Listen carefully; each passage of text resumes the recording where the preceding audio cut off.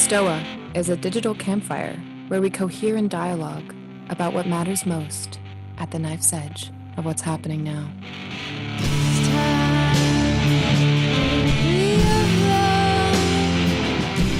Welcome everybody to the Stoa. The Stoa is a place for us to cohere in dialogue at the knife's edge of what matters most at this very moment. I'm Nick Benjamin, your host for this third session with Sensemaker in residence Zak Stein, who has so far presented his metapsychological framework to shed light on the psyche. So another word on the structure. Zak's presentation will be followed by a Q&A. Just write your questions in the chat. Unmute yourselves when I call on you to ask your question. Because this is being put on YouTube, if you want me to ask your question for you, just say so in the chat. So without further ado, Zak Stein, take it away. Hey everybody. It's a gorgeous autumn day in Vermont. It got down to like 30 last night, so there was a pretty intense frost. So I'm sitting in the sun because basically there's only a few weeks left of it and then there'll be no sun, so I'm soaking it in. So I am going to run through the final bit of slides as promised, and then move into probably a more extended Q&A with the hope of bringing some substantive problems to the table. So not questions about the model, but questions about the world that we can use the model to grapple with and handle. So that's where we'll be going. Let me share my screen here.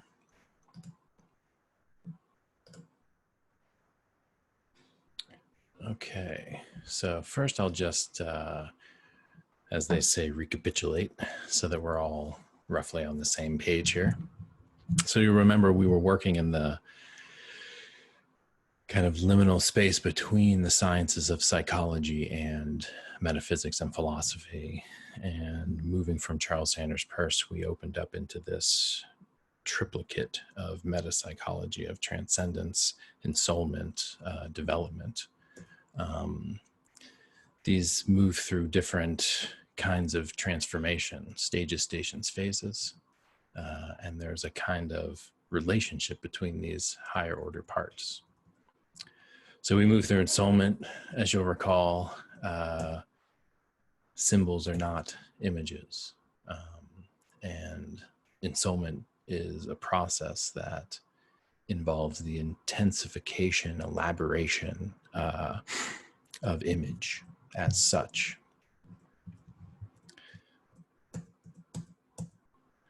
And we looked at development. We remember now that development is messy, right? The development's not a simple ladder. It's not simple growth to goodness, that there's a tremendous amount of complexity. Multiple lines moving through levels, and then also webs of development, dynamical systems, types of phenomenon with differences between functional and optimal level, spreads between different competing growers within the self, micro development, macro development, different time cycles, different dynamics of interpersonal relationships. So we moved beyond a simple notion of development, and then we kind of like put that in relation to this notion of ensoulment. And now we want to move into the discussion of transcendence, basically, and then wrap. So, you know, I started ensoulment with Hillman, but there could have been other pictures there, right? There's other theorists and practitioners of ensoulment, of course, and began development with Piaget, in part just because I had that desk picture, just the disorganized desk picture, which is why I picked that Piaget picture, because there could have also been Baldwin or other folks there. So I put Maslow here, Abraham Maslow, because he touched and brought into the cultural consciousness the notion of self-transcendence and transcendent experiences and peak experiences. There's a recent book out by Scott Barry Kaufman just called Transcend, where he kind of resuscitates some of Maslow's thinking. So it's a pretty good book. I'm not going to speak to it, but I wanted to bring into the room Abraham Maslow, because we're going to be looking at transcendence not in a, let's say, simple kind of, for lack of a better term, Buddhistic way, right? Transcendence has a lot more to do with life as it is lived in relationship and in the world than is the normal kind of connotation of that word. And so Maslow, with his notions of self-transcendence, touched across a wider spectrum of ways of engaging with transcendence as a modality, aside from just like stopping thought and opening consciousness and transcending self. There's a lot more to the notion of transcendence, as we'll get into. So the triple within the triple, triples within triples within triples, it's just symbol, attention, consciousness, modalities of the modality. And the notion of phases. So you remember that development moved through stages, and probably these are the most commonly understood of the three.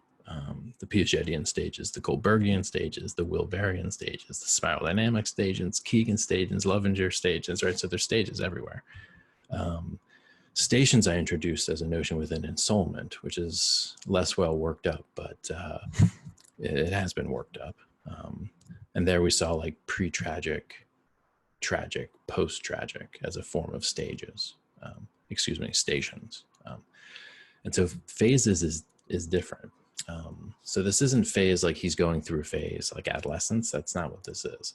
This is phases like in the notion of chaos theory, that very complex dynamical systems go through phase transitions or phase shifts, which move relatively abruptly from one, let's say, attractor or basin to another attractor or basin. And so that's the way I like to model the dynamics of transformation within transcendence. Is you don't go through stages, you don't go through stations, you move through phases. And so we're going to talk a little bit about that. And these phases have to do with essentially the way consciousness constellates around the process of symbolization, right? And so we discussed images at some length and kind of talked about the way that you can extract universal symbols from within the texture of unique images. And when we were in the discussion of Ensoulment, I was kind of saying, let's stick with the image and not go off and up into the universal symbol, although that's possible and important. From the perspective of transcendence, the whole point is, in fact, to engage in the process of symbolization with life itself, to pull everything up and into the universal self-transcending symbol. It's the process of symbolization. So precisely from the image, you take the symbol if you're working in the modality of the transcendent. And so this brings us to this notion that you find in the work of Robert J. Lifton, who's a fascinating psychologist. He interviewed the survivors of Hiroshima, and he interviewed people who went through communist re-education camps and formal types of brainwashing. So he was interested in the kind of extremities of human experience, specifically in the engagement with kind of like unlimited technological violence and death or annihilation, specifically like absurd death or surreal death. Anyway, there's a lot to say about Lifton's work, but this notion of symbolic immortality is one of the things that he can kind of contributed to the field, and it's directly in this area of transcendence. He posited that essentially there's a experience of continuity with life, with history, and with reality that is a basic human need, that there's some essential process of symbolization during which you, from your experience, basically draw yourself up and into a form of symbolic immortality, that this is like a mental hygiene. Like if you're doing a good job, you should have a rich sense of your own symbolic immortality. And it happens in different ways. Like it can be through your biological line. Like for a long time, humans had a sense of symbolic immortality by imagining their continuity through ancestry and then into the future of those people who are part of their line. Symbolic immortality is through a sense of having a place in history, connection with cultural past, noting how your contribution, let's say your actions or writing, will move into the future of culture. So you feel symbolic immortality, connection with the full kind of historicity of human experience. And then, of course, the experience of continuity with nature, with consciousness itself, with the universal patterns of the cosmos, that these things can be metabolized as part of your psyche in the modality of transcendence, and the healthy forms of symbolization bring us up and into symbolic immortality, right?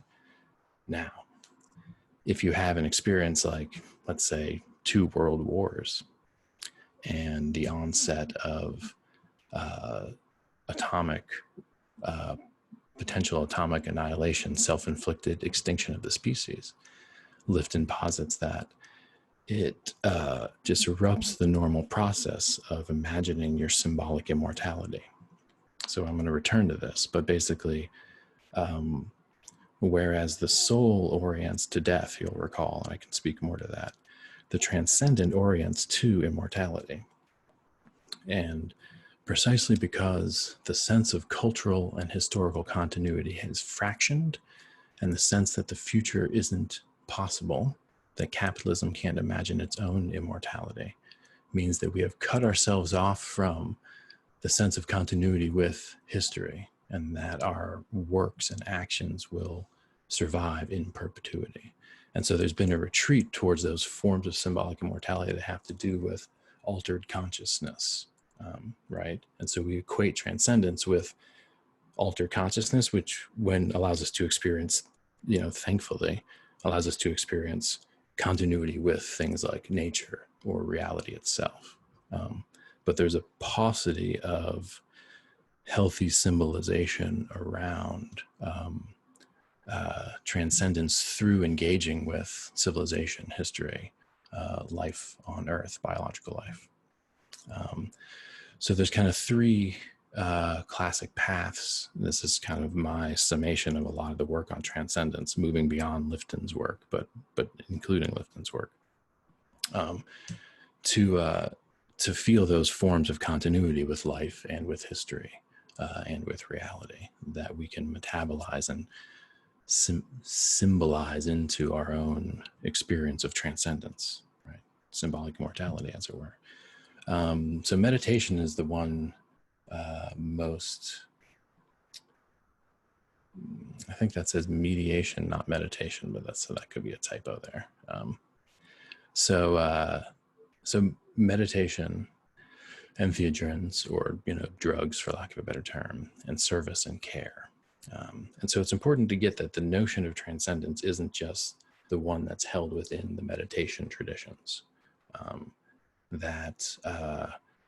This does give us that sense of continuity with, let's say, life itself, consciousness or reality. It also allows us to release the kind of identity beyond the skin encapsulated ego, which is another property of transcendence. And actually, often time and other things will float away. So the experience of being immortal or timeless in the moment is possible with meditation practice.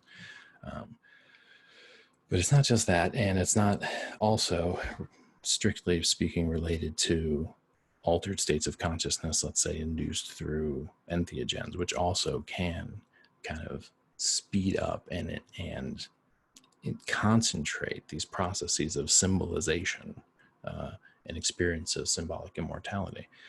But this was one of Maslow's points, that many forms of peak experience and self-transcendence have to do with forms of service and care, where you essentially find an altar upon which you sacrifice your ego. And through that experience, the transcendence of self, and actually the continuity with life and with history and with the species that are the stuff that allows you to feel through symbolic connection to more than yourself, to immortality. And so, when you look at the way entheogens in particular in contemporary culture have been hypertrophied as a medium of transcendence, it speaks to the point I raised with Lifton about the lack of ready availability for symbolic immortality, which is to say that if we can't imagine a future for our own civilization, and we sometimes can't even imagine a future for the biosphere itself, at least the biosphere as we know it, then the prospect of attempting to find symbolic immortality by attaching to a particular culture or place or nation becomes difficult, right?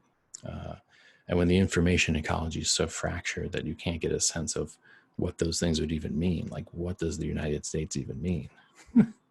Who are these guys, right? When you can't figure out how to connect the substance of your identity to a symbolic structure that's larger than itself, that's a part of history and humanity, then you find transcendence through another means, which isn't invalid, but it is a way of, in a sense, relieving the construct of identity from its responsibility to history, and attempting to find transcendence by kind of a radical ahistorical immersion within consciousness as such, or reality as such.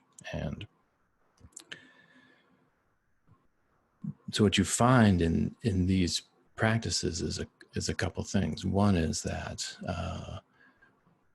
massively impactful and valid symbolization processes do take place.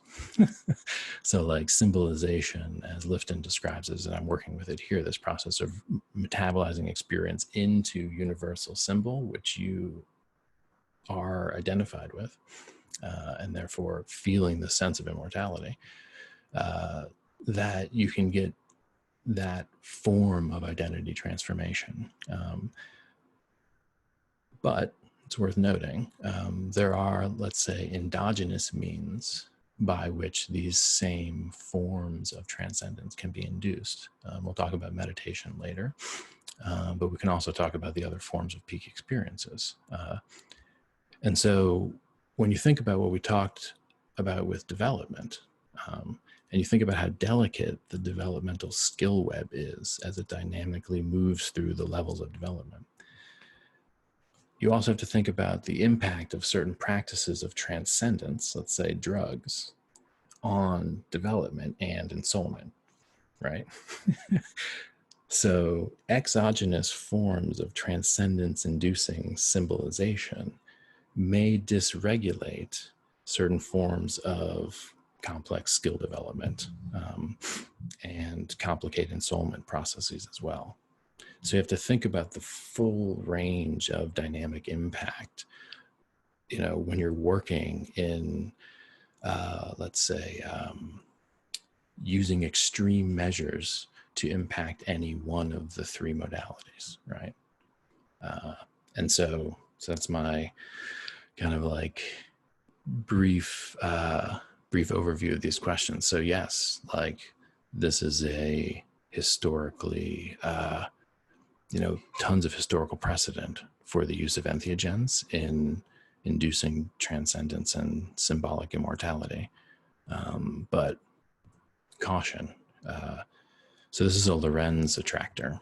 And so this is what I'm talking about with phase shifts. And entheogens are probably the one that everyone or many people have experienced, where it's like, okay, 10 minutes later, that's different, right? And it was abrupt. And in fact, you are now in a new world, right? And so the same thing happens when you fall into a depressive episode. You're like, oh shit, that week went by and now I'm here. And as Wittgenstein says, you know, the world is different to the depressed man. And so that notion that, yeah, consciousness itself actually moves through phase shifts in a profound manner that affect your ability to symbolically metabolize your experience. It affects your ability to hold attention, and affects the like taste or quality of consciousness. And then, of course, that propagates through development and ensoulment across the different modalities. And so that notion of, yes, phase shift. So this is one of those first books that came out looking at like the neuroscientific effects of meditation. But similar to entheogens is that notion that you can, through a specific kind of practice, engage intentionally, not by accident, like with depression or something. You're intentionally engaging a phase shift in the nature of awareness, consciousness, and the symbolic immortality. So this is the default mode network, which is where a lot of convergence is happening around neuroscience research for mindfulness and mystical states and altered states of consciousness. What's interesting about the default network is that it is actually recruiting basically those parts of the brain that have to do with your place in time and space. So like if you were trying to figure out how to get out of a building and you were imagining all the paths out of the building and where you would be, you recruit the default network. Anyway, so there's a lot to say about it, but the reason I put this in here is that the other misunderstanding about transcendence is that like you leave your body or something like that, or that the body is not important in transcendence, but in fact, as Steiner said, you know, heaven is in your bones. That transcendent, of all the three modalities, the transcendent one is in fact the location of quote unquote embodiment practice, right? That the transcendent is the body. And so through choice and action, you'll remember maybe in the first lecture, I talked about the transcendent has having to do with action and choice and actually joining the causal unfolding of the universe, putting your cause in to the causal unfolding of the universe. So it's that notion where your body hits other bodies and where your body is and takes up space, a unique space. So that is true of meditation, is true of entheogens. These are physiological processes. That meditation is not a process of leaving your body. It is in fact a process of being the body. And so the default network kind of shows that. It's like, so in meditation, in certain forms of hypnagogic state, etc., the way the brain itself models the body becomes the kind of gateway to the quote unquote experience of losing the body. Mind body drop, as they call it in Zen, delta wave activity, eventually dream state, etc. So these are advanced transcendental meditation practitioners, 2007. That's a really dope geodesic dome. And they are all meditating, and they did this for, I think, some years to attempt to reduce violence. And according to their statistics, it worked, right? So I'm not going to go into all of that. But it is interesting to think about. And when you look at specifically patterns of behavior in prisons and schools and other places, it's clear that something's going on here when you get groups of people engaging in transcendence practices together. So again, I'm not going to get into all that, but there's a lot of research that needs to be done there. Because I think that this was something that was very common part of human experience for an extremely long time. And now is something that, like, when people look at this picture, there's two reactions. One is like, oh, that's amazing, I'd love to go meditate. And the other one's like, that's a creepy cult. Like, that's a weird, creepy cult. What are they doing? Right. And so like that sense of we are almost more averse to transcendence, or kind of fetishizing transcendence, specifically around symbolization and then bringing death in with ensoulment. Like, this is the cluster of problems for our society that's complicated. Like when Freud was writing, the clusters of problem that were complicated had to do with like sexuality and stuff. But now the clusters of problems that we need to worry about have to do with death and symbolic immortality. That the ubiquitous presence of kind of unlimited technological violence and potentiality for kind of, quote, absurd death, which is to say meaningless death, the inability or the deadening which stops the symbolization towards symbolic immortality, that these are the things that are constricting the psyche and causing neurosis, pathology, psychosomatic symptomology, not sexuality. Not that there isn't problems in our culture with sex, believe me, there is, but compared to Victorian England or something when Freud is writing, it's quite different. So they're related, and I'm not saying it's the sexual one solved, but I'm saying that with, especially after the nuclear bomb and you get into the context of ecological disaster and you start having in the public awareness images, in the ensoulment sense, images of self-induced extinction, limiting the context in which symbolic immortality can be expressed and experienced, then you start to have a strange dynamic, almost repressed relationship to these modalities of transcendence, where you'll either over fetishize them or you will fear them.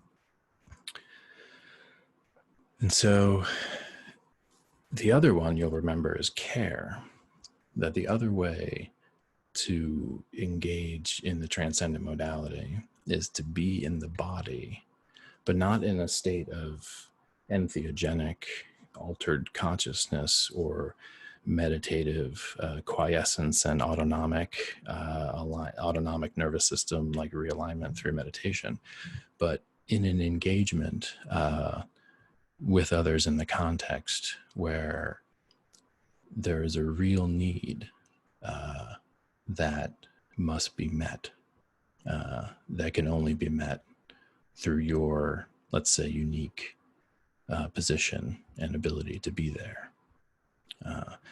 And so this is a very important thing to recognize about the human psyche, that in fact we experience transcendence, right? It's not like being on drugs or like meditating. It's a different experience, but we find substance for symbolizing our own immortality through doing good works for others, not in the abstract, like, but like touching them, helping them, giving in the flesh. And, you know, whenever I speak with someone who has experienced depression and anxiety, I'll often say, find a way to do service work. Like, it's one of the best cures. It's finding a way to literally actively engage in caring for others. And so Maslow noted this too, that there was an inordinate number of people who had their kind of like peak experiences, like kind of like God consciousness experiences, in the context of what's kind of a situation of duress, where they are kind of like caring for someone who's in immediate need. So that's just worth noting as an element of transcendence. And so this can be your own work. The altar on which you sacrifice yourself can be your work. You can find symbolic immortality through works. That one would be saved through works, right? That notion, like, that it is as real an experience in the psyche as, you know, meeting God on DMT, or having, you know, pure Buddha consciousness through meditation. So, all right, so we're going to wrap. So we had these three modalities. They went through these kinds of transformations. What I want to do here is show that these are all related in a very complex way. And in fact, it is the case that each of them can enfold into the others. So and I mentioned this last time, but I want to deepen it now. So if you move through certain stages of development, you can get to certain capacities which open certain stations, right? You move through certain stations, you can get into certain positions that allow for certain phases of consciousness to change. Right, so that's an example of one way of running it. So I'm going to move quickly, but I think you might be able to follow me here. Similarly, and this is talked about a lot, if you can intentionally induce phase shifts in your own consciousness, let's say if you become a really good meditator, that can open the doorway for more rapid acquisition of stage development in skill structure, right? And et cetera. So this becomes a really interesting kind of matrix where you can look at how, okay, let's imagine I'm pre-tragic, tragic, post-tragic, right? Now I became a post-tragic person at a young age because some shit went down. So now I'm up in post-tragic.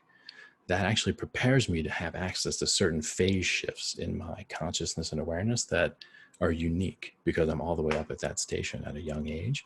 Those phase shifts could allow me to dig into certain types of skill development, right? So you can start to see how you can use the model to give different kinds of, let's say, advice, or it wields different forms of self-understanding. So these are all related. I'm not going to run through all the iterations, but hopefully when I sit down to try to write this thing out, I'll start to get some of that going. And then again, the rotation between them goes in this direction, and ensoulment is a root in many ways. But depending on where you're at, you can start this rotation at any one of those positions. And I'm not going to get into that, but you can imagine, for example, if someone already has a deeply developed skill set in a particular area that they took on almost unreflectively as a part of their schooling, that starting with that highly developed skill set and figuring out a way to pull from it some form of meaning into the transcendence to position then a new image of the self to remotivate, right? So you can move around the circle starting in any position. And so if you know Landry's metaphysics, what you'll find in here is the paths. All right, so that is the entire slide deck, and I will post this on my website so that it will be available. So from here on out, it is basically Q&A or kind of workshop style. And, you know, if there are things that are just too so confusing, you feel like you can't move on, then we will answer those questions. But as I said, I think an interesting thing to think through would be, you know, what are some things that you're grappling with in the world that you have an inkling like, oh, what Zach just said, like that could help me make sense of that. What does that look like to apply the model? So that's where I'll leave it. And then of course, next week, the whole thing will just be open for us to talk. Thank you, Zach. So I guess I'd love to start us off with a question. John Vervaeke talked about neoliberalism as a kind of zombie ideology post-2008, just heedlessly moving toward extinction. Because we're in the system every day, our actions cannot help but support its self-perpetuation. My psyche interprets that as a like helping civilization move towards extinction, towards death. So in what way does our relationship with death in the West need to change in order to lay the groundwork for a healthier ensoulment?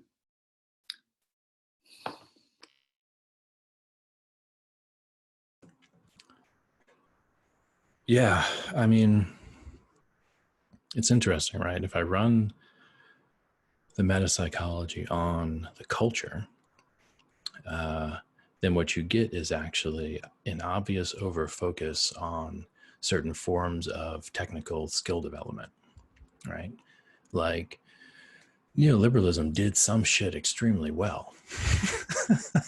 It was just very short-sighted and eventually running a self-terminating pattern. But there were certain technical lines of development, certain ways of objectifying the world, of extracting raw materials, of processing the materials, global supply chain interconnection, just-in-time shipping, so you didn't have to warehouse and you could just link everything up through getting things there just in time, like all of that stuff. I mean, you know, come on. But when you look at how is it relating to the other modalities, that's where it gets a little actually dark and twisted. And I already mentioned Lifton's notion that, you know, post World War II, the culture of the entire planet was more or less reeling from the shock of existential risk. That for the first time we had unlimited technological violence to the extent that we could wipe biological life from the mantle of the earth. And for a brief period of time that was like, oh, okay, the Cold War and the mutually assured destruction. But you'll notice now we've kind of settled into just living with that. And a lot of that began, which is to say the normalization of ecocide and impending catastrophic or existential risk. The normalization of that required a numbing to the other modalities of ensoulment and transcendence.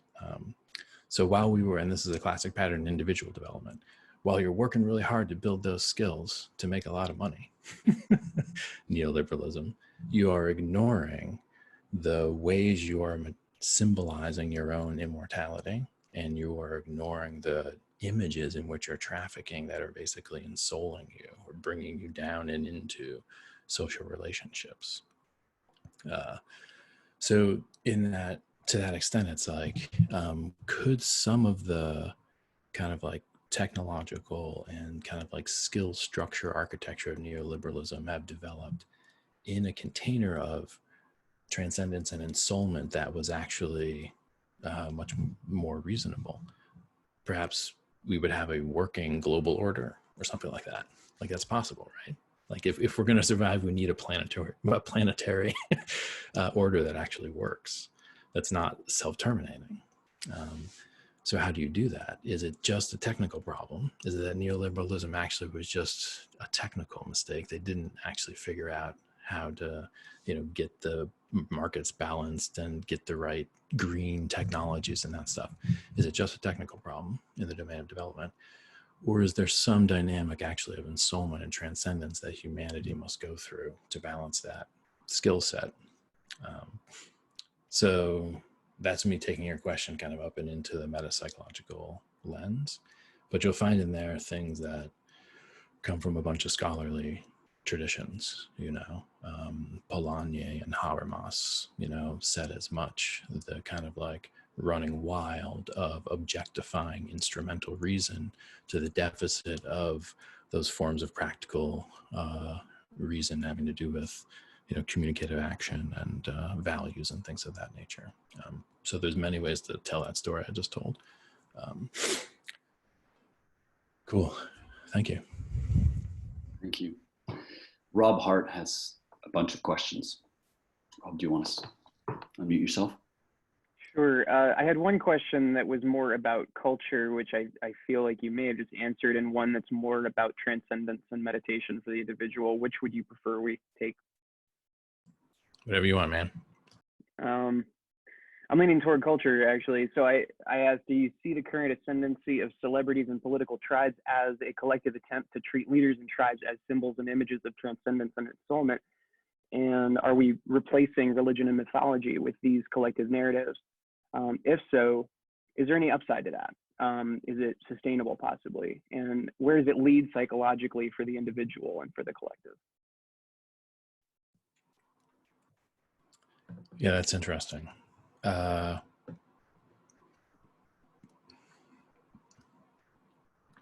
So celebrity culture is definitely best read through that model of something like symbolization. So the celebrity lives in image, right? And most of our celebrities are in fact craft their image, right? So they seduce you through image creation, but the real punch is in the process of symbolization on top of that image creation. So what you end up having is the cult of personality, which makes that person more than a person, right? So that's a deep dynamic, which I think when you read it that way, that someone creates basically ritual, creates image, positions themselves to be the one who is the stuff you metabolize during the process of symbolization, right? To connect your own symbolic immortality to a symbol larger than you, right? So it's like an old school psyops that humans have been running since they've been creating cults or tribes, right? Where you create the image and then you sit in the throne, and then you can't but be symbolized as the king archetype, and then the whole thing constellates in the dynamic, right? And so that's what's so kind of like, that's why, like, when rock and roll came out and the people are like, it's the devil's music. Like, there is something that is strangely captivating at a soul level about the archetypal constellations that are produced through pop culture. So what that means is that there's way more, way more intense cathexis, as Freud would said, emotional investment, specifically of the transcendent type, in the celebrity personality, which means that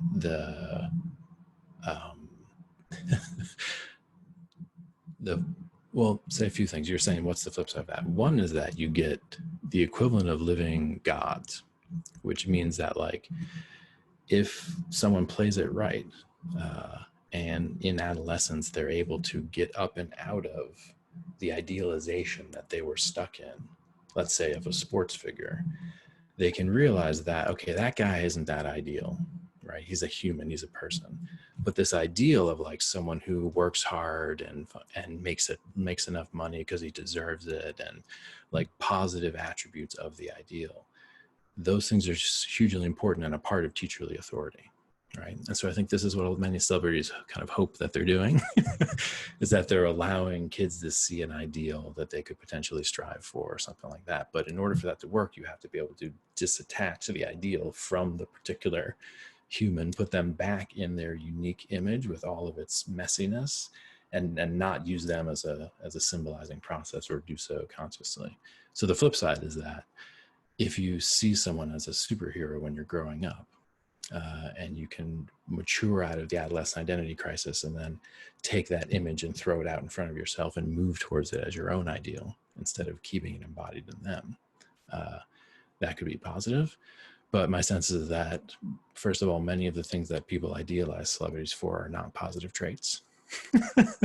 And second of all, there's a ceiling on the culture which postpones or actually completely negates the possibility of resolving the adolescent identity crisis, which means that you never get the figure ground shift to pull the ideal back from the father, mother, celebrity, king, god, ideal, superhero thing. And then you end up living resentfully in the shadows of the forms of authority and virtue and capacity you couldn't acquire for yourself.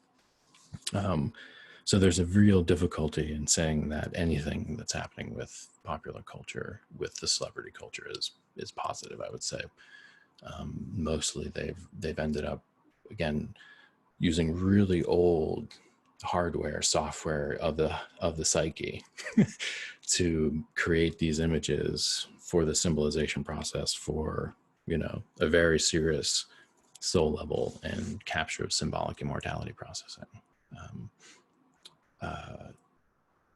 So yeah.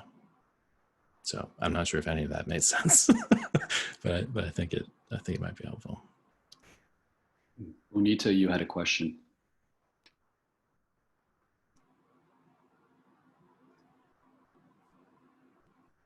Hi. Hey, Bonnie. Hi. I'm trying to understand something about my own kind of mapping of your work, so maybe you could help me. Like, I'm really confused. So, like, the transcendence and the ensoulment, they seem to be deep, timeless structures of the human condition. I mean, you know me, this could be my allergy, so just call me out. But development seems like a little ad hoc. Like, it seems like it's not at the same stature of the other two. It seems like a kind of divergent, more of a epistemological move of modernity, let's say. Like I don't see them as at the same status. And so, for example, I would say that, so where does ensoulment, the process of ensoulment, stop and development begins? And this is because I'm thinking of development as hierarchical complexity, right? And maybe that's the problem. Do you understand my question? It's like ensoulment is timeless and transcendence is timeless, but developmental stage growth, is it also timeless? This is interesting. Totally. No, I hear what you're saying. Well, a few responses. One would be that transcendence is definitely timeless. Ensoulment definitely has to do with temporality, and moves towards okay, so let me just clarify. I don't mean timeless like it doesn't move, but it's always been part of the human condition. Correct. Yeah. And has development, Yes. as you are describing, always been part of the human condition. Definitely. Okay, and so then what do we mean by development? Hierarchical complexity? No, I mean, so what I mean by and this is why it is worth putting Piaget on that side, but you could also look at Michael Tomasello's work, or anyone who's looked at basically the way the nervous system of monkeys and children works with the physical environment before there's any language or culture or anything. And then when humans are a distinctly cultural species, which is to say the species specific trait has to do with a certain form of intersubjectivity and culture and teaching and learning, I think. So the model of hierarchical complexity is a particularly useful lens on that process, which humans and animals have been doing for as long as they've been trying to operate effectively on the physical world, basically. And so that's not ensoulment for you. That's already development? That's development, correct. Yeah. See, that's because my semantic mapping, like for me, that's ensoulment, the process of ensoulment. But anyways, so now that makes sense to me, but it was more like semantic mapping, but then I'm very curious what ensoulment is. So. Well, ensoulment is the layer of image, and specifically the image of self and world that's layered basically on top of or within that developmental engagement with the world. Okay. So it's like, and this is where do animals have souls, or do animals go through ensoulment? The human, so it gets really complicated, but basically, when that first, so this is like I'm making up like a Rousseauian like fiction of nature. When the caveman, who has figured out how to live with other cavemen and do things, start to have an image and maybe even begin to share that image among themselves about the meaning of that activity that they're participating in. Let's say when they start to bury one another, then those are the processes of ensoulment. So it's deeply related to development, and you're not going to get it without development, but it's a different modality of the psyche. And similarly with transcendence, you don't get any of them without the other ones. And my guess would be that in very rudimentary behavior, it's harder to piece them apart. And the more encultured and civilized we get, they can become fractured. And like I said, even for some of the modalities, their conversation and they can be repressed, their reflection. So yeah, I hear you. No, that's very helpful. And it's a matter of understanding what you mean by your terms. And so I think now I understand, those parameters. So that was very helpful. Awesome. And it is worth saying a lot of what's studied in developmental psychology is culture-specific learning sequences.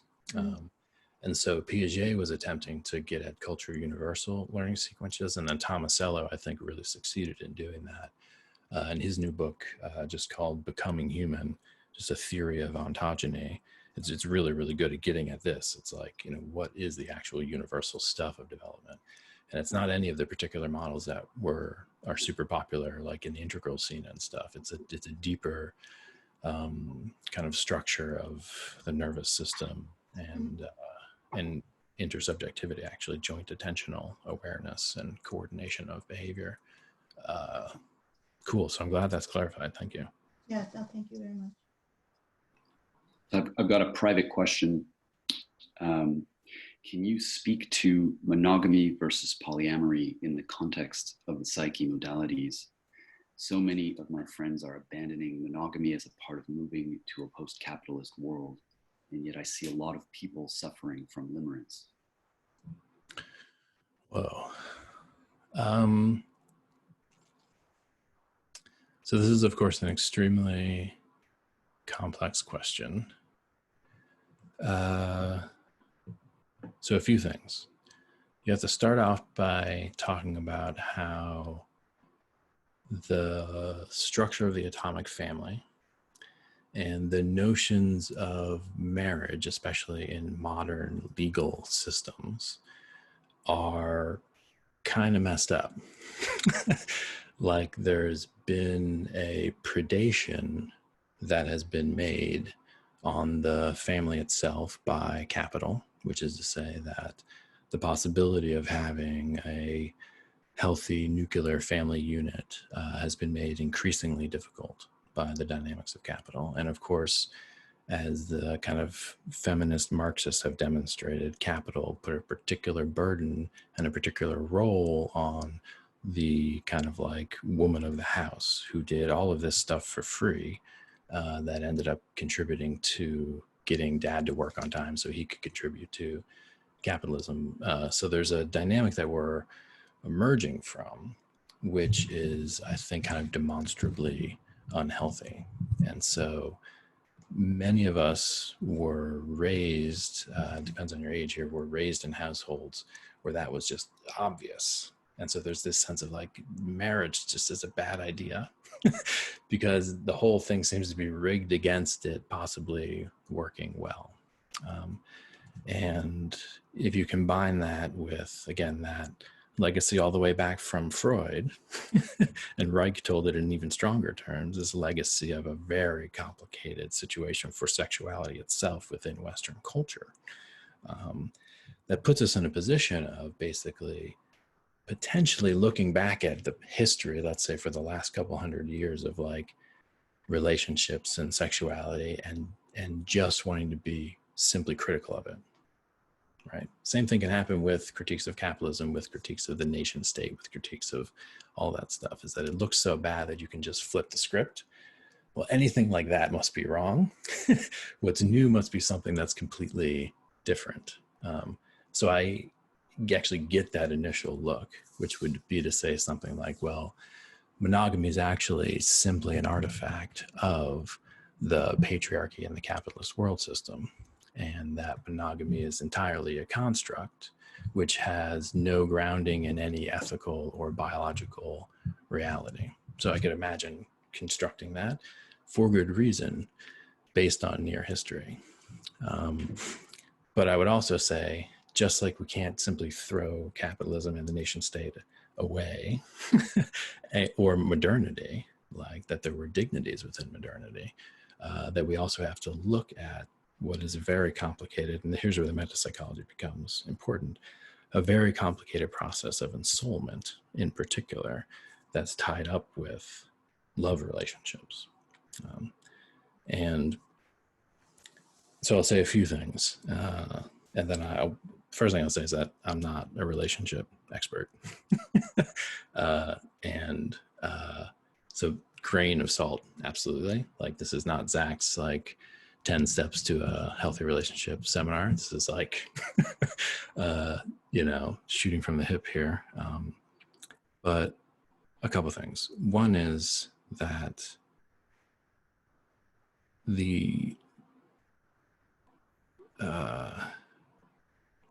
as I mentioned, the Victorian era notions of sexual repression that Freud took as the basis of his model I think have been eclipsed by these topics within the psyche that have to do with death in particular and the symbolization of one's own immortality.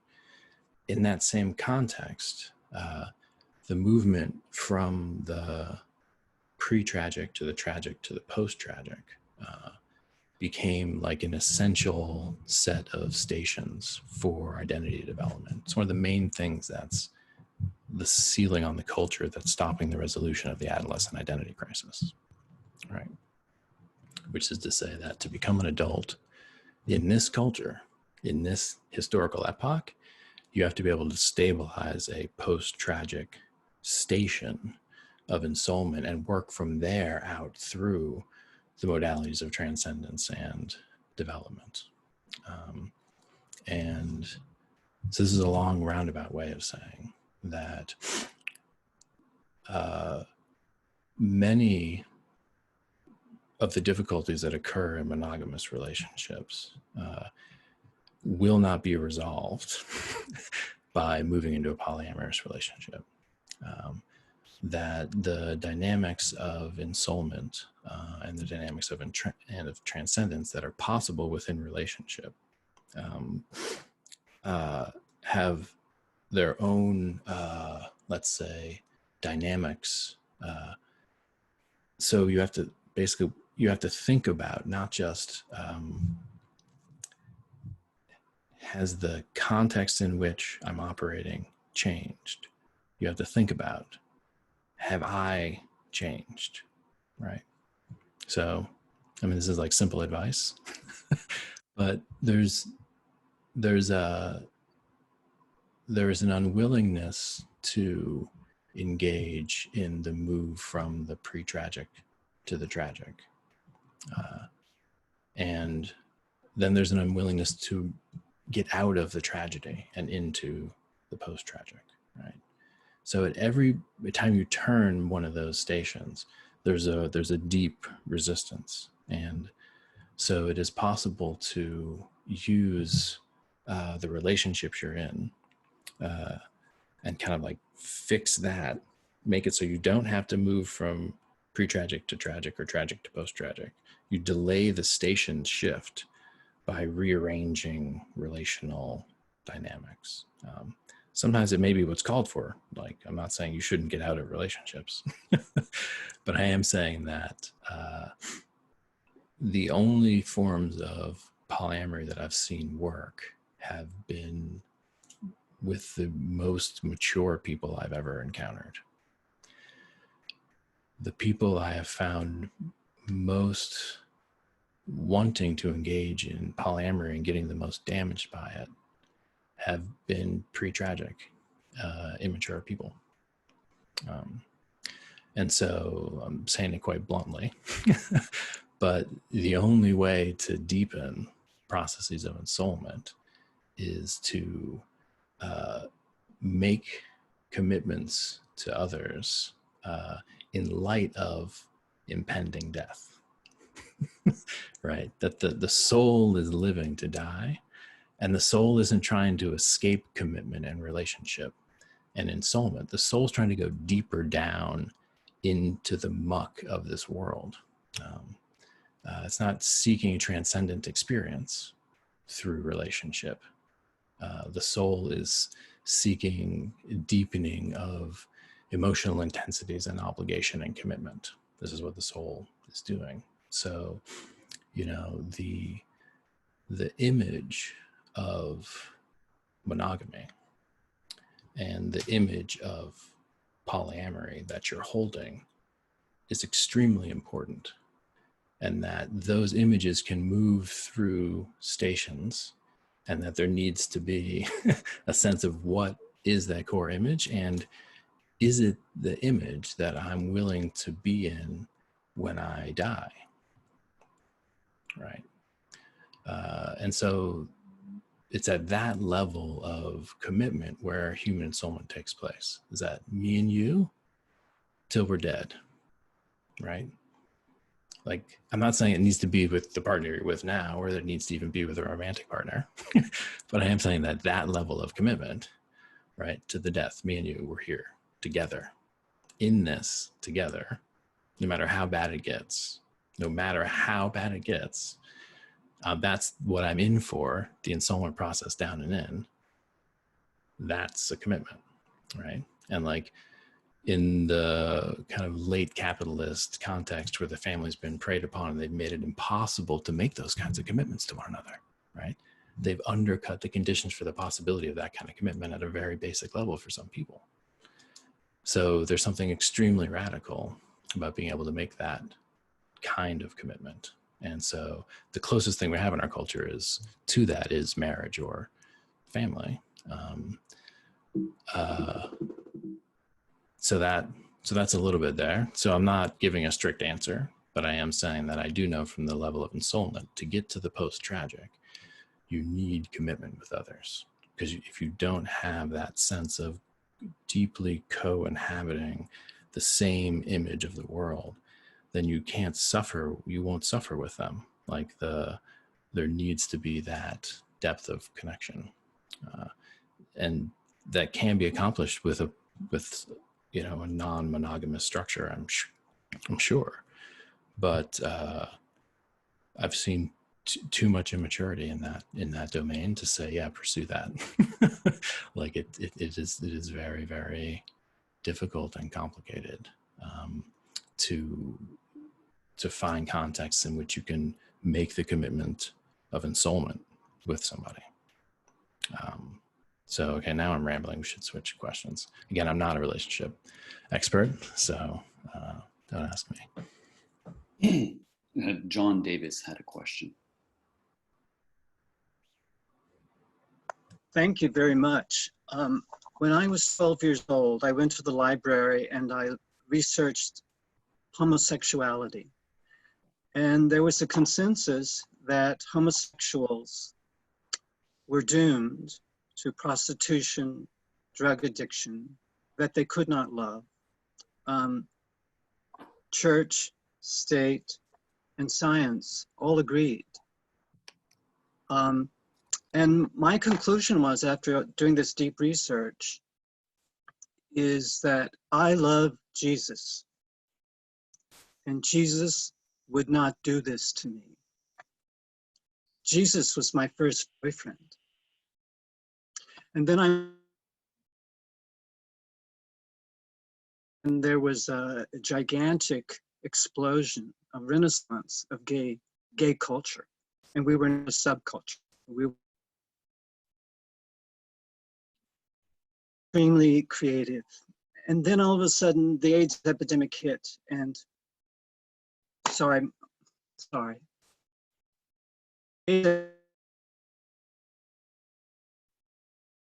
And creating self-help support groups for people with AIDS. And I was doing Reiki, and I was touching people every day, hours a day, who were suffering profoundly. And I asked the question very consciously, does human love transcend death? That was a big question.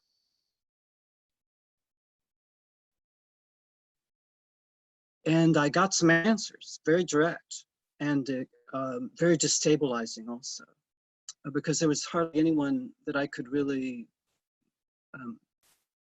direct my inquiry to. But now I'm in this situation, COVID, which is very similar to the AIDS epidemic, except in many ways it's much easier for me. I'm much older now than I was in my 20s when the AIDS epidemic hit. And my question now is, or my desired outcome, I have a desire. I want to co-create people who will have solved the problems that we cannot solve. So, and that's I think that's possible, and I think it's desirable that we can create the conditions for that future people. But we have to use our imaginations to do this. And it's a very good, big commitment.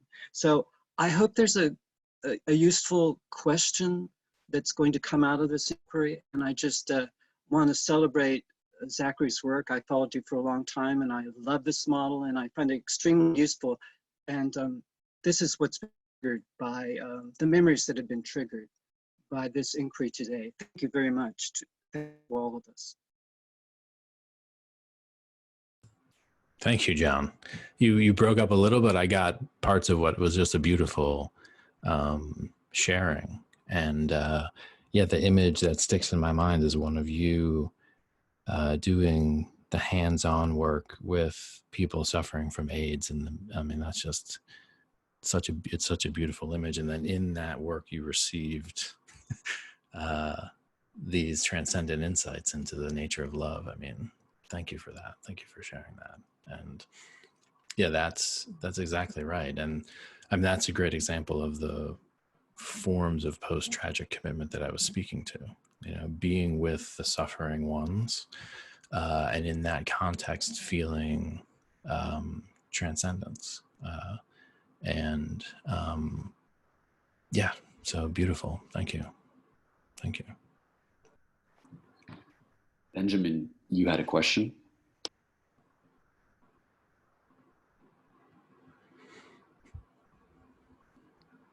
Hey, Zach, wondering, could you give us an example from your own life? I know you were just talking about this a little bit, but an example from your own life of how you worked with the movement from pre-tragic to tragic to post-tragic. Thanks. Totally. Yeah, I mean, I've shared this in other contexts, but I've been a caregiver for my wife for about 7 years now, who suffered a terrible iatrogenic brain injury from a pharmaceutical drug. And so that was right at the end as I was finishing my dissertation. Megan was stricken, basically bedridden and nonverbal for a couple of years. Doctors couldn't explain it, didn't want to explain it because it happened from a pharmaceutical drug. So I was her sole caregiver for that time, and she's still recovering. There's been kind of a miraculous recovery, but very, very slow, very, very painful. So it was in that context, and specifically the transformations of my image of self and other in relationship, that had that pre-tragic to tragic, then to post-tragic. And the thing with the post-tragic isn't like, oh, now the tragedy's over.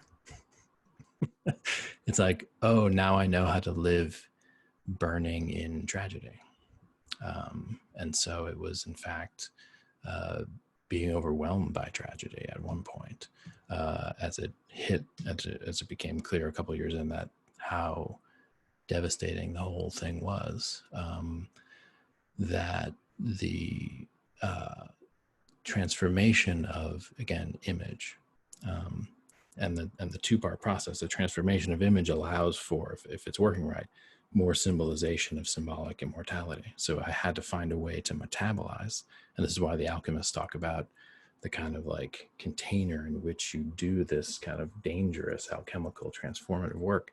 So I had to find a way to metabolize the intensity of that tragedy into new image and into new forms of symbolic immortality. This is me retrospectively talking about what happened, which during the time was, of course, just, you know, what it was. And so that's what that was. And, you know, Megan continues to recover, and is just by far the strongest person that I know, having given what she's been through. And so, you know, that deepened the sense of the tragic and the post-tragic, and it deepened that sense also of the ontological reality of love.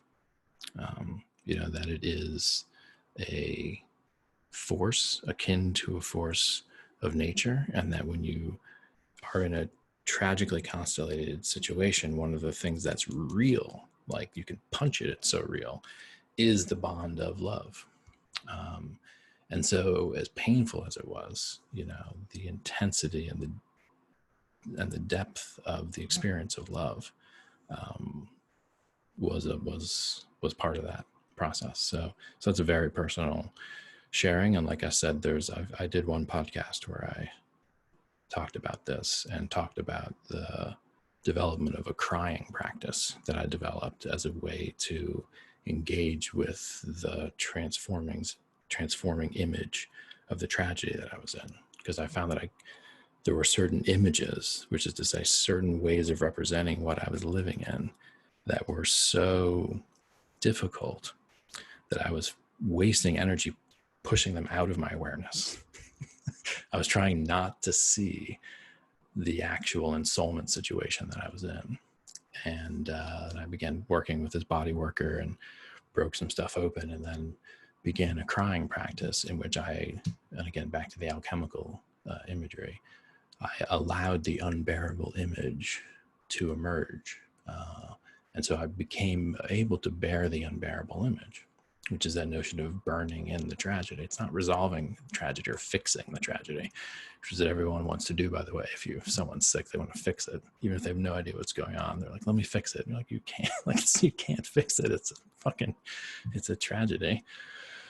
So that sense of allowing through tears, and again, embodiment, the unbearable image to be born in your psyche, that was really what got me through and into the post-tragic, was that ability to allow the full depth of the tragic imagery to emerge, and then to allow the physiological process of encountering that image to unfold, which in this case was just intense grief. And so the processing of it up and through was critical. If I hadn't figured out how to do that, I don't know what would have happened. And so, when you talk about ensoulment and stuff, and this is why, the relationship thing that was already mentioned is so key. Like, it's intense. Like, ensoulment is not something you do like in a peaceful meditation retreat with organic food and stuff. Like, ensoulment is like tears and snot and crying and, yelling and pleading with God and a whole bunch of stuff that is very real to the human experience. and not like, I think, Megan's situation was extreme. This was extreme tragedy, but all human experience has tragedy. If you can undo the numbness, if you can step into a space of living in and towards death, and living down and deeper into the obligations with those people who are immediate around you in the image of your ensoulment. So that's, yeah. So, all right, next question. Let's get some easy questions in here, guys. David Swedley, you had an easy question. That's cruel. All right. Hey, Zach.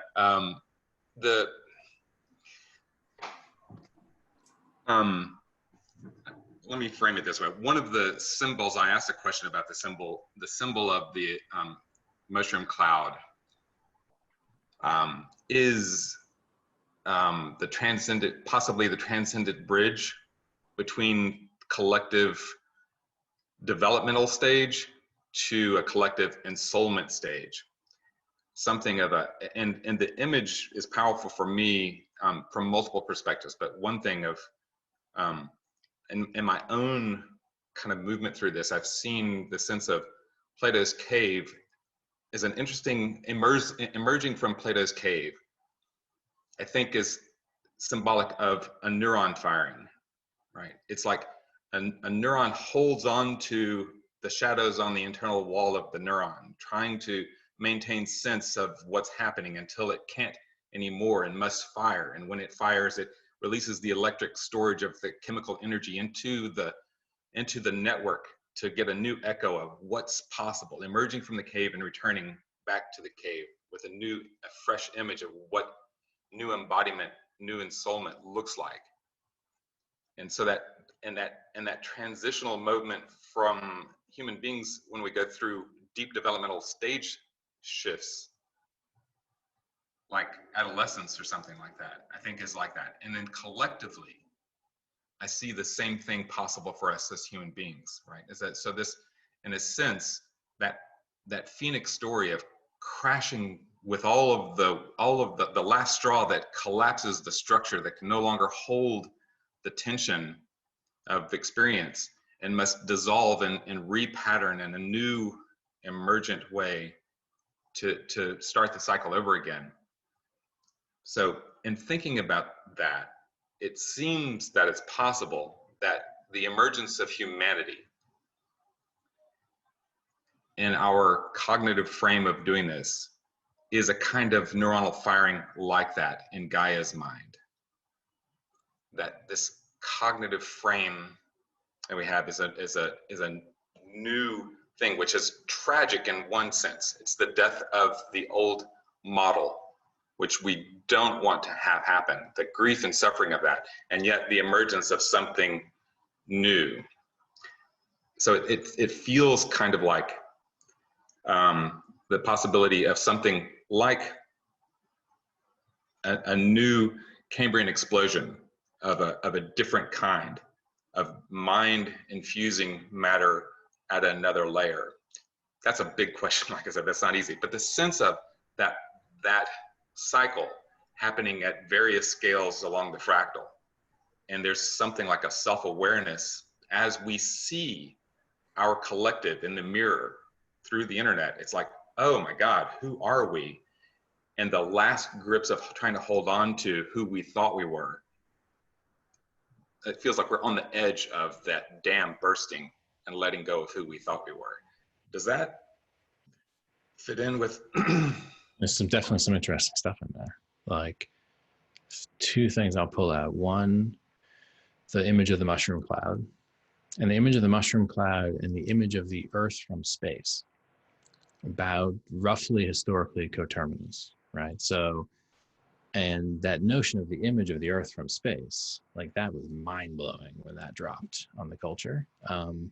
And then at the same time, the image of the mushroom bomb, roughly, which is saying like we could blow the whole thing up, that those emerged roughly the same period, post-World War II. Yeah, there's something really interesting there. Like I speak about this process of planetization, kind of echoing Teilhard de Chardin, and the notion of the noosphere. It's just kind of bringing to mind your notion, which is that perhaps there's a particular historical epoch during which time the species kind of actually planetizes. And at that time, it would have both total awareness of its planetary situation and the existential ability to end the planetary situation. And that would be something like late adolescence, realizing that, oh my God, I'm a mortal human. I could die, hopefully, which is, again, one of the resolutions of the adolescent identity complex, right, is realizing you're going to die.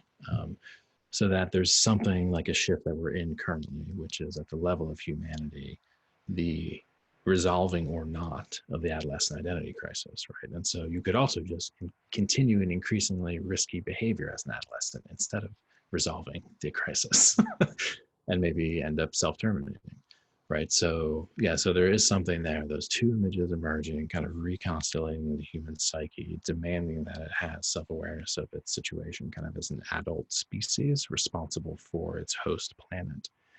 And then the question of whether the internet's the thing that's going to be the global brain. If it is right now, it's psychotic, having a panic attack, looking at pornography. And so there's a way in which the internet as we know it now certainly is not the internet that's going to be the thing that allows us to resolve the adolescent identity crisis. You know, a main thing that's happening, where I'm putting a lot of my attention, is fixing the informational ecosystems that we all live within. So after that moment of self-awareness, like the adolescent, a little bit more prefrontal cortex comes on, you have a longer time horizon, you can take more perspectives as an adolescent. It's one of the most confusing times of your entire life. So there is kind of a lot of noise in the system right now, culturally. And the question of kind of what are the things that are the maturational challenges that we resolve or don't, I think is key. So thank you for all that. There was some really interesting stuff in there. Time for a couple more, maybe. There's a dearth of questions in the chat, so feel free to ask some more questions, everybody. I have one more to relay us. Can you show us some concrete utopian theorizing on planet scale rites of passage? Whoa.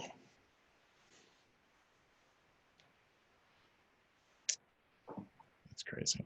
Well, a few things. So one is that what I was just describing now was kind of a little bit of a planetary scale rite of passage, that the acquisition of, you know, basically unlimited technological violence and the ability to understand the Earth system as an Earth system both suggest a threshold event at the level of the collective psyche.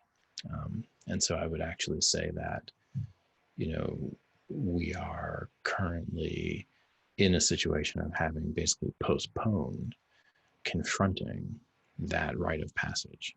So it was like we were put in a situation of saying, hey, human species, you really need to get mature extremely quickly because of all the stuff that you just built and the situation that has unfolded. And instead of saying, wow, I'm gonna like take a vision quest for a week and come back like a new person with a spirit name and ready to take on responsibilities. Instead they were like, cool, man, I'm gonna keep playing video games and stacking these papers. And that was not the correct thing. So this question of, would it be possible to actually orchestrate something like a, you know, intentionally arranged for planetary level rite of passage where we could become more mature? You know, there's one part of me that says, well, this is inevitable. Like, you don't have to arrange it. And in fact, any group attempting to arrange a planetary scale anything right now is probably one of the problems if those groups exist. Which is to say, like, imagine a pandemic spreading across the world that was, you know, became something like a rite of passage for the entire planetary civilization, right? Like if you don't plan that kind of thing, and if you are planning that kind of thing, this is a huge problem. So what I'm saying is that the rite of passage is coming, if not happening, that it wasn't intentionally designed, that if it was intentionally designed, then it's not a rite of passage, the rite of passage. That if you try to arrange for tragedy in order to move into the post-tragic, it's not a real tragedy. This is why the problem with ayahuasca trips and all these things. It's like, if you want to move into the post-tragic, you have to engage in actual tragedy. You can't arrange for a tragedy to happen because you made it happen. You're controlling it. So the rite of passage for the human species has probably been unfolding for some time.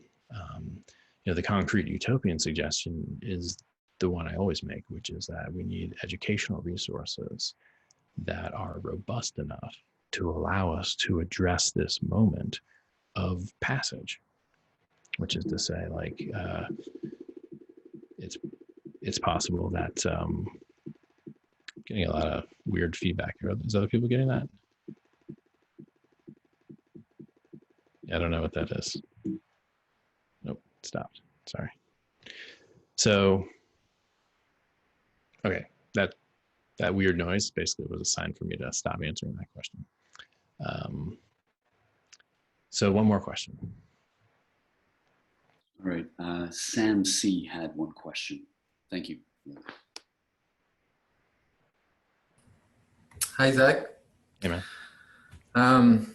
The way I phrased my question, and I sent it to you, let me see. I don't get why you say that soul is oriented to death.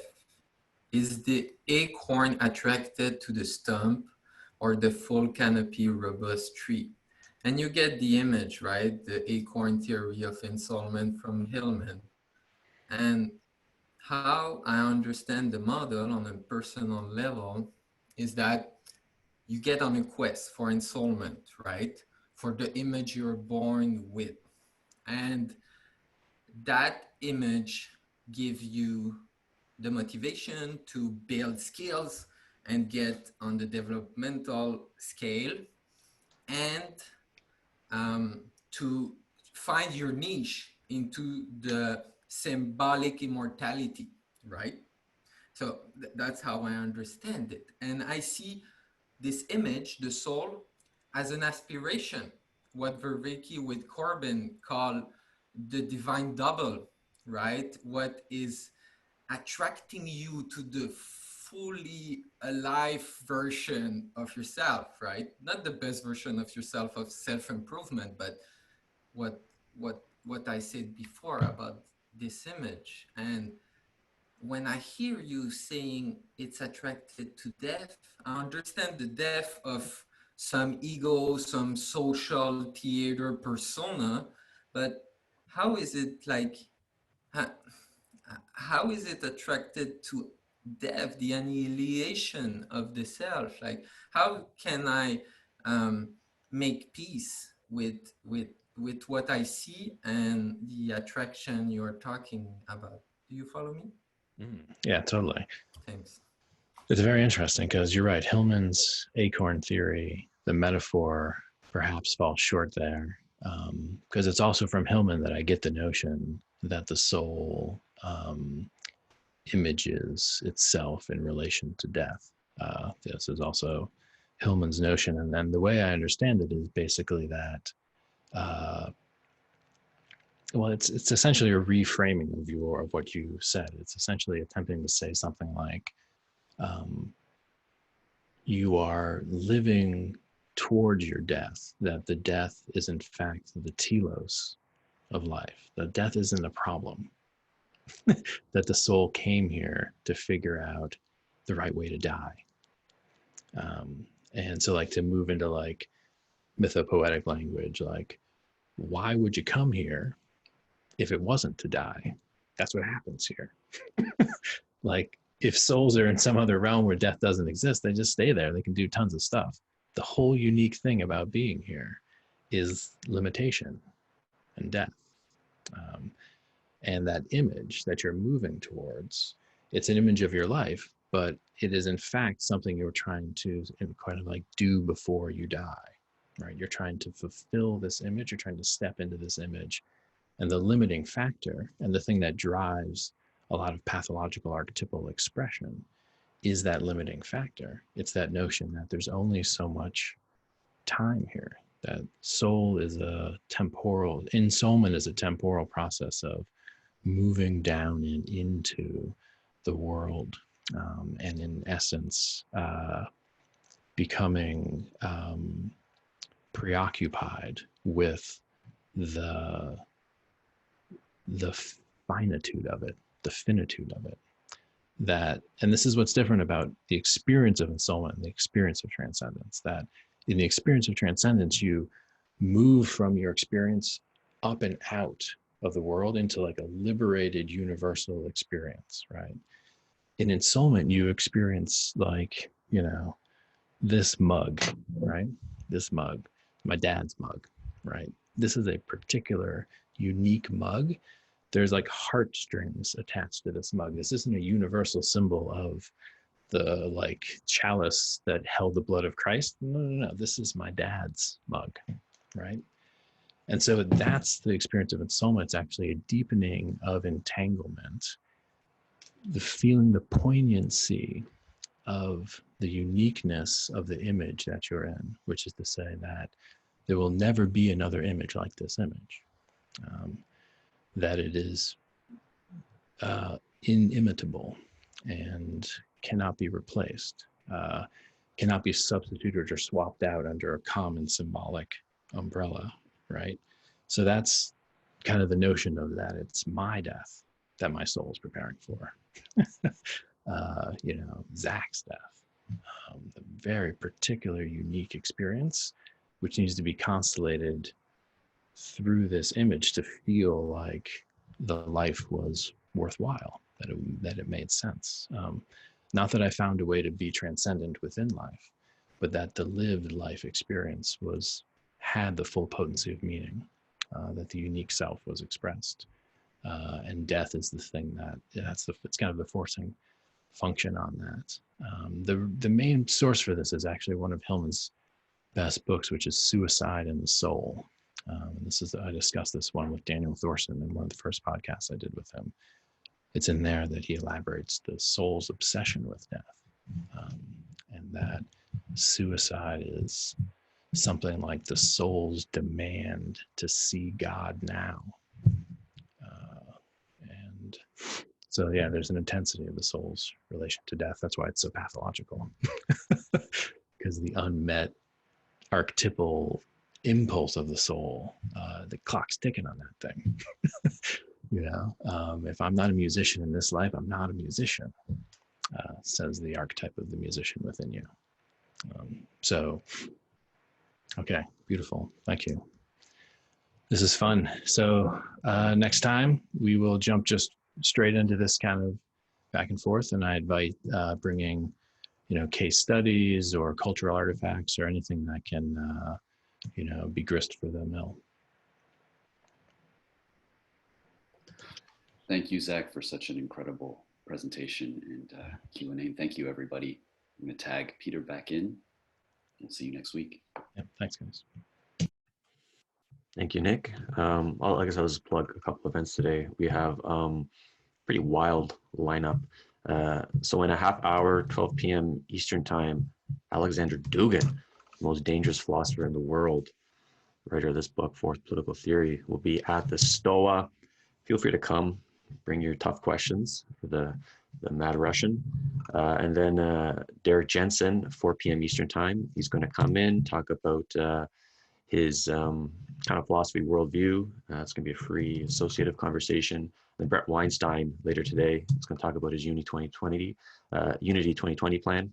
Raven Connolly will be hosting that. Lots of events on the website, which you can check out at thestoa.ca if you'd like to support us. The Stoa Patreon account is right there.